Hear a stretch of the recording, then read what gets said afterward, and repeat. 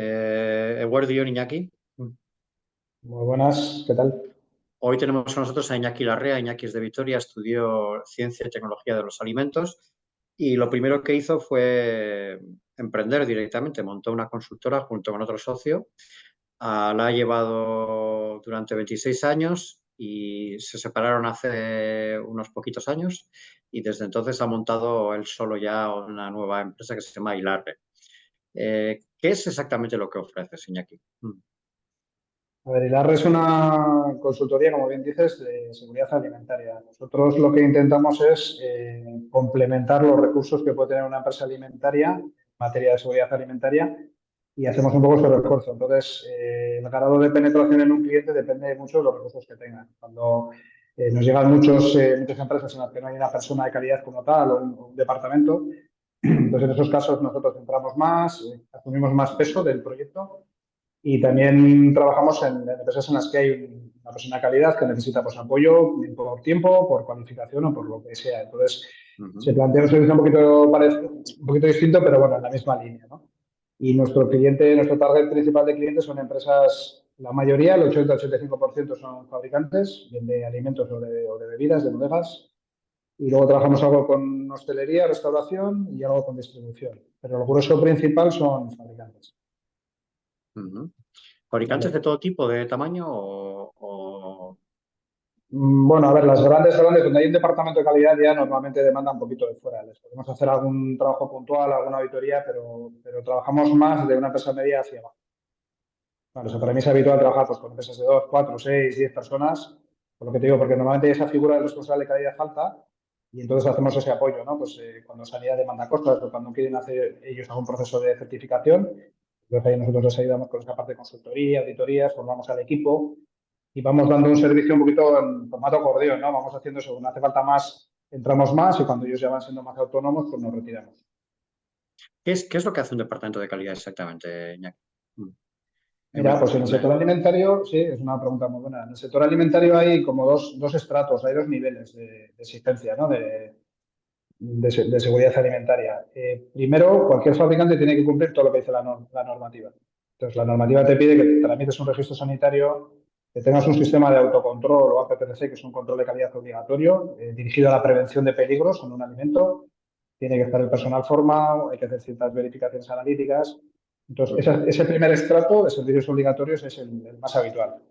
A Ujú. partir de ahí, una empresa, cuando normalmente son dos situaciones en las que entran en un proceso de certificación, cuando quieren exportar o cuando quieren trabajar como proveedor de marca propia en una gran superficie. Entonces, es como si dijéramos que el aprobado, que es cumplir la ley, no es suficiente, hace falta que den un nivel mayor de seguridad alimentaria, que tengan un procedimiento que luego venga un tercero, venga una entidad de certificación y lo acredite. Entonces, en ese caso, lo que hacemos es trabajar también en esos sistemas. Por ponerte un símil, sería como una ISO 9000. Pasa que en la industria alimentaria tenemos nomenclaturas específicas del sector alimentario. Una 9000 es válido para cualquier industria, es muy Ujú. horizontal.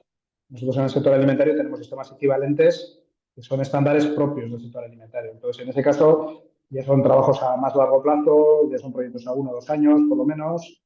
Tenemos que Ujú. tener un sistema documentado más extenso, que es lo que sería un mero autocontrol. Hay que hacer validaciones, auditorías internas, todo el personal cualificado. Pues es un trabajo de más responsabilidad y de más duración. Ujú. Cuando ya ese trabajo va llegando a su fin, viene una entidad de certificación que hace el examen, vamos a decir, oficial, y si la empresa aprueba, pues tiene un distintivo, un sello, un logo que les permite, pues eso, o exportar o estar a ser un proveedor de marca propia de una gran superficie. Entiendo. Y en el mundo del vino, que también has dicho que son clientes vuestros, ¿esto es exactamente igual o hay alguna especialidad también por el tema de las denominaciones de origen y demás? Sí, lo que son denominaciones de origen van un poquito aparte, ¿eh? Nosotros en el sector de vino estamos trabajando sobre todo con bodegas de Chacolí, de aquí de la zona de Álava, y también con alguna bodega de Rioja. Entonces, normalmente todo lo que son requisitos de denominación de origen, para cuando llegamos ya la empresa los tiene normalmente bien estructurados y bien trabajados. Ahí en ese sentido nos suelen demandar poquito. Pero, por ejemplo, ahora a nivel de bodegas se está produciendo un nivel, yo creo que a nivel general, ¿no? Se está produciendo una demanda importante de servicios de hostelería. O sea, está motivado todo por todo el enoturismo que se está produciendo, ¿no? Entonces, cada vez más bodegas dan ese servicio de comidas, de restaurante, de eventos. Entonces, ahí es donde entramos Ajá. también muy claro con pues, un sistema de autocontrol, todo lo que se hace en la industria normal, ¿no? Pero en este caso dirigido a la elaboración de comida. Porque en esos casos están elaborando comida ellos mismos, claro, que están, que Sí, sí, están eso, sirviendo al consumidor directamente, con lo cual, claro, tiene que haber un control. Sí. claro, o sea, tú ahora, por ejemplo, puedes ver en muchísimas bodegas de Rioja, por ejemplo, puedes hacer una visita, que te enseñe la bodega, ver todas las tripas de la Ujú. bodega y luego quedarte a comer allí, hacer una cata de vinos, probar los vinos que elabora esa bodega y comer allí con un menú, pues de un nivel, vamos, como cualquier restaurante, a un nivel bueno, gastronómico. Entonces, esas cocinas, pues igualmente tienen que estar controladas, tienen que tener sus permisos, tienen que tener los cocineros con cierta cualificación, verificaciones analíticas, etcétera, etcétera. Es lo mismo que un restaurante. Entonces, ese momento de no turismo está creciendo y es la verdad que interesante. Ajá, es un nuevo filón. Bueno, tú cuando empezaste con todo esto hace ya 30 años, ¿no? Más o menos, Sí, sí, Iñaki. sí, exactamente, Eh, exactamente. bueno, terminas de estudiar, imagino que estudiaste una carrera muy concreta porque tenías algún tipo de inquietud hacia la alimentación, ¿no? No creo que fuera casualidad, ¿no? Porque además, como me has dicho, es unos estudios que en ese momento eran nuevos, era la primera vez que se hacían en Vitoria, ¿no? Con lo cual no Sí, tenías ningún conocido que te hubiese podido hablar de ello, ¿no? Era algo novedoso. exactamente. Bueno, nosotros entramos en primera promoción en un momento que además se anunció pues, prácticamente unos meses antes que en Vitoria se iba a impartir la licenciatura en Ciencia y Tecnología de Alimentos, Dietética y Nutrición y Farmacia. Entonces Ujú. yo iba encaminado a hacer IBEF, Educación Física, lo que pasa porque era lo que me gustaba, el tema del deporte, así, Ah, ¿no? Lo que pasa es que en ese momento para mí pesó mucho el que fuera una licenciatura nueva y un camino nuevo. Y hasta ese momento no había pensado en acabar en el sector alimentario, pero viendo que había esa nueva vía, pues lo valoré y dije, bueno, pues vamos a probar. Entré en la titulación, la verdad que me gustó, con el tema ujú, alimentario. Con el paso del tiempo y de los años, fíjate ahora en pandemia, ¿no? Cómo se ha demostrado que la alimentación es una primera necesidad y lo acertado ujú, que estábamos en el sector, ¿no? Y a ujú, partir de ahí, bueno, pues volviendo a la universidad fue un poco ir entrando en dinámica, visitando empresas, la verdad que me fue cautivando. Y luego el último año, pues los que movíamos un poquito todo el ujú, cotarro y organizamos un montón de cosas en clase, pues se propuso un proyecto que acabó saliendo adelante entre 3 personas. ujú, Eh, Luego nos quedamos dos y en ese formato estuve pues 16 años prácticamente con otro socio. ujú. Las Y circunstancias eso, de la y, vida al final. Sí. y eso de emprender, según estáis terminando de estudiar, no es probablemente lo primero que tenías en la cabeza cuando empezaste a estudiar, ¿no, Iñaki? No, yo creo que es un poco mezcla de atrevimiento y osadía, ¿no? Porque con 20 y tantos años ir a casa, decirles a tus padres que en vez de ir a una fábrica a trabajar o a un laboratorio ibas a montar un proyecto y que necesitabas un poquito de soporte económico o aval, por lo menos, era un poco como locura con 20 y tantos años, ¿no? Entonces, No, no solamente es la noticia, sino que encima pasas el cepillo, ¿no? sí, bueno, a ver, yo más que en mi caso mis padres me ayudaron no con dinero, sino avalando, ¿no? Entonces me Ajá. forzaron un poquito, me responsabilizara, que eso a la larga todavía lo he valorado con más, todavía lo he ¿Y, valorado mejor, ¿no? y Y me qué, y obligaron a estar pendiente y de responsabilizarme de las cosas. ¿Y qué te dijeron cuando fuiste con esa noticia? ¿Cuál fue su reacción? Mm, A ver, en la parte de la elección me dijeron que bien, que porque yo era el que tenía que elegir y que lo que yo eligiera pues bien estaba. mm, En la parte económica me dijeron que ellos no querían darme dinero porque querían que yo me responsabilizara de lo que suponía hacer una apuesta, una inversión, el comprometerme con unas devoluciones al banco, etcétera. Entonces me avalaron, me ayudaron. Pude tener, ten en cuenta que para montar una oficina tampoco necesitábamos mucha inversión. Que mm. prácticamente es equipar una sala, poder trabajar, ordenadores y poco más. No es una fábrica donde necesitas equipamiento, otras historias, ¿no? Entonces, bueno, fue Y una además inversión que erais pequeñita y tres, imagino que pusisteis sí, cada igual, uno un igual. tercio de lo que hacía falta, Sí, sí, entiendo, ¿no? sí, sí. Y Y ahora, por ejemplo, mira, los tres eres sí, compañeros de estudios, ¿no? sí, sí, compañeros de clase. Ujú. Sí, siempre hay uno que es el que tiene la idea, ¿no? Que es el que nos fuerza, venga, que se me ha ocurrido, ¿qué tal? Pues siempre hay uno que es el tractor, ¿no? Y los demás los que vamos ahí un poquito empujando, Pero, pero ¿y bueno, fue así. cuál era la idea en ese momento? ¿Cuál era el proyecto en ese momento, Iñaki? Porque eso supongo que era muy distinto al que finalmente estáis haciendo ahora mismo. A ver, yo creo que más, la idea era la misma, era montar una consultoría que pudiera dar servicio a industrias. Lo que era distinto era la cualificación que teníamos, la experiencia, el conocimiento de las industrias. Yo la sensación, el recuerdo que tengo de la primera fábrica fue llegar allí, claro, es ver máquinas que no había visto en mi vida, porque en la universidad recibes una formación que es fundamental, pero es una formación base. Luego el resto lo adquieres con el tiempo, ¿no? Ir viendo fábricas, viendo procesos, viendo problemas, viendo auditorías de sanidad, cuando tienes que sacar las castañas del fuego es cuando vas aprendiendo. Pero Esa la idea primera como tal fábrica, era consultoría de igual. ¿esa primera fábrica de qué era, Iñaki? Pues esa era una fábrica que hacía tinta de calamar. Era además un proceso que no era fácil. Tinta de calamar. Sí, sí. Ah. Es un Eh, producto de la pesca. ¿Sí? la tinta de calamar se elabora ¿con qué objetivo se come? La tinta de calamar es la que tú utilizas cuando vas a hacer unos chipirones en su tinta. Por ejemplo, son Vale, unos sí, claro. sobrecitos de tinta Cierto, negra sí, que sí. luego lo cocinas con cebolla y tal, y haces Cierto. una... Sí, por eso te digo que no Ahí era un es. proceso fácil, ¿eh? Que no era un Sí, sí, envaso sí. de fruta, no era una cosa que era un poquito complejo. Vale, vale. Y bueno, vale, el proyecto era parecido al que habéis hecho finalmente, pero ¿cómo, o sea, cómo visteis ahí un- un nicho en el mercado? Porque vosotros habéis hablado ya con empresas, teníais ya el conocimiento de que había empresas que necesitaban gente como vosotros. ¿Cómo surgió eso? O sea, ¿cómo A visteis ver, ahí la oportunidad? No. sí, hicimos un estudio de mercado, pero pequeño, ¿eh? Tampoco andamos mucho en el mercado, porque entendíamos que una promoción, que una primera promoción como era la nuestra, no había ese servicio actualmente, o había muy poquitos servicios. Prácticamente cuando entramos nosotros estaban los laboratorios dando algo de consultoría, pero había poquita normativa, había pocos estándares. Ahora tenemos todo digitalizado, tenéis información a toneladas, ¿no? En redes, pero en aquel momento prácticamente había muy poquito. Entonces, no existía esa figura. Existía la figura del responsable de calidad, pero no de la figura externa. Entonces, pensamos que fue una apuesta asumible, que se podía afrontar, Ujú. que teníamos que lanzarnos y ver qué generación de negocio era más posible de buscar. Y nos tiramos un poquito, claro, por eso te digo que estábamos con veintitantos años, un poco el tirarse a la piscina, vamos a probar, tampoco perdemos mucho, ¿no? Por hacer esa apuesta.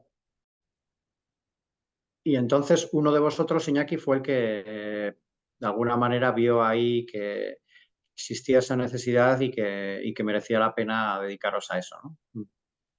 Y sobre todo yo creo que también valoramos que, como te decía, que no hace falta una inversión muy grande. O sea, el riesgo que asumíamos era totalmente controlado. Oye, vamos a probar, yo creo que merece la pena, que puede haber mercado. Empezamos a conseguir clientes y la verdad que no se volvía a valorar si estábamos en el camino correcto o no, porque teníamos claro que sí, que estaba bien.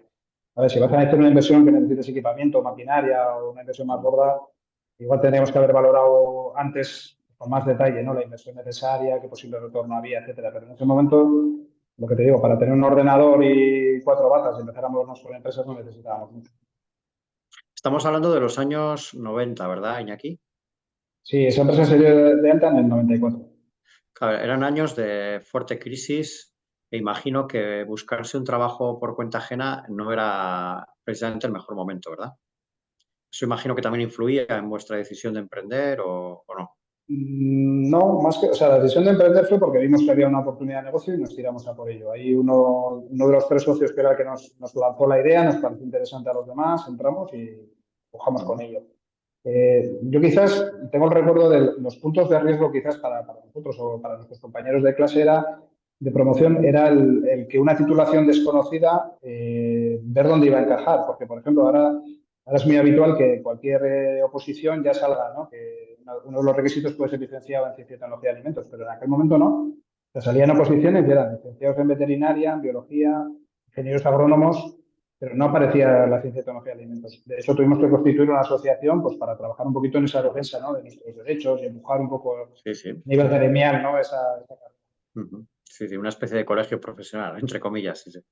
Pues no Ujú. llegamos al colegio, pero bueno, pues la idea fue hacer una asociación Sí, y sí. empezamos a protestar, y, ¿verdad? Y llegamos a los sitios, oye, tenemos en cuenta que es que somos una carrera que está para esto. Bueno, Ujú. no decimos que quitéis a los demás, pero incluir nuestra titulación por lo menos para que podamos optar. Bueno, y fuimos Entiendo, consiguiéndolo poquito a poco y ahora ya es habitual. entiendo que en aquel entonces había pocos directores de calidad en las empresas alimentarias, ¿verdad? Había mucho menos que ahora. Ten en cuenta que los requisitos, tanto legislativos como de grandes superficies o como de estándares que venían de otro sitio, eran, vamos, en aquellas épocas casi no existían. Había legislación, pero era mucho más pobre. Ahora, por ejemplo, todo lo que se pide está recogido en legislación. Antes había muy pocas cosas recogidas en legislación. Había legislaciones antiguas del año 70, yo que sé, cosas que nos encontrábamos de decretos obsoletos y cosas de estas. Ahora ya es que no tiene que ver. Estamos hablando de la noche y el día, ¿no? En ese sentido. O sea, entiendo que una de las razones, una de las oportunidades que visteis es que ese escaso nivel normativo iba a cambiar, iba a haber mucha normativa y eso evidentemente iba a generar una necesidad en las empresas de contratar a gente experta como vosotros, claro. Sí, entendíamos que sí, pero no podíamos ni pensar en lo que iba a convertirse. O sea, teníamos idea de que se iba a producir más, pero es que luego la realidad ha sido muchísimo más. Y hoy en día, es un poco lo que te decía antes, ¿no? Hoy en día hay mucha presión por parte de la legislación, pero yo creo que en día, para mí, el proyecto que viene con más necesidad de trabajo no es el que viene con requerimientos legales, que eso se da por hecho. Una empresa tiene que cumplir la legislación y sobre todo alimentaria, sí o sí. Pero es que una empresa que quiere ser proveedor de Eroski, por ejemplo, te trae un patrón de trabajo completamente distinto. O sea, necesito que esto sea la Champions en seguridad alimentaria. O sea, me tenéis que preparar, perfecto. Tiene que venir el auditor de Eroski o lo que sea, ¿eh? Pero ahí el requerimiento es potente. Entonces, las empresas se juegan mucho dinero en ese sentido. Entonces, pues imagínate, esto hace 30 años es que hacía muy, muy poquito. Sí, sí, sí. Y bueno, entonces en ese sentido acertasteis, pero para acertar, evidentemente tuvisteis que captar clientes. Me has hablado de esa empresa de tinta de calamar. ¿Cómo os movisteis al principio? Porque imagino que no conocíais a nadie, ¿no? Erais jovencitos, recién licenciados, con ganas, pero con pocos contactos, ¿no? Exactamente, o sea, pero es que además no teníamos ninguna herramienta que hoy en día es fundamental, como algo tan evidente como un GPS para saber dónde vas, como un teléfono móvil para llamar a un sitio, como un listado de empresas, que ahora estas cosas son imprescindibles y básicas, ¿no? En aquel entonces, pues imagínate, había comunidades autónomas que igual cogíamos las páginas amarillas, porque era el único censo, vamos a decir, un poquito donde estaba todo el mundo, íbamos buscando pues fábricas y nos plantábamos en un pueblo y empezar a visitar a puerta fría, pero vamos, fría no, congelada. Era así, era una locura. Entonces era pues salir y moverte, viajar, visitar, dejar tarjetas. La gente cuando nos abría la puerta no sabía lo que estábamos ofreciendo, era algo desconocido. Entonces nos costaba un montón explicar qué servicio prestábamos. Ahora yo llego a una empresa, voy, le visito y en 2 minutos ya sabes lo que le estás ofreciendo. Que de aquel Ya, entonces no sabía ni lo que llevabas. Pues claro, y dos chavalicos o sí que íbamos con esa edad, con 20 y tantos años, pues imagínate, claro, ya. era una labor complicada. Pero bueno, era otra, no teníamos Bueno, los clientes que también es teníamos verdad que que ofrecer. entonces te cogían el teléfono con más facilidad, ¿no? Hoy en día ya lo del teléfono se ha Sí, puesto más difícil, ¿no? sí. Nosotros hicimos mucha aportación, muchísimo. Sí, sí, sí. Llamar, Os hacíamos abrí. listados, íbamos visitando. Sí, Eso a lo mejor la gente de hoy, la gente más joven, lo de ir a puerta fría como que se ha convertido en algo obsoleto, ¿no? Como que se practica menos, ¿verdad? sí, yo creo que es la opción, ahora mismo es la opción menos rentable. No puedes llegar a puerta fría, te puedes volver loco a hacer visitas para que te atienda un 10% de la gente que visitas y te haga caso un 1%. Es que ahora mismo es muy poquito rentable. Tienes muchísimas alternativas, sobre todo la parte digital. Bueno, puedes llegar a miles de empresas muchísimo más rápido. Entonces, hoy en día no tiene sentido. Puedes hacer a puerta fría dos visitas concretas porque sabes que tienen alguna necesidad o es una empresa de reciente creación o alguna cosa así, pero lo demás no se puede hacer. Muy bien. Pues muy bien, Iñaki. Yo creo que hemos hablado un poquito de todo, de tu evolución como emprendedor y de lo que ofreces en el mercado. Eh, Nada, solo me queda agradecerte tu tiempo y desearte que todo siga, pues que siga habiendo demanda de tus servicios, por supuesto. Sí, ahora prácticamente con este proyecto llevo desde 2021 y la verdad que llevamos buenos ritmos de crecimiento y de incorporación de empresas, estamos en un punto dulce.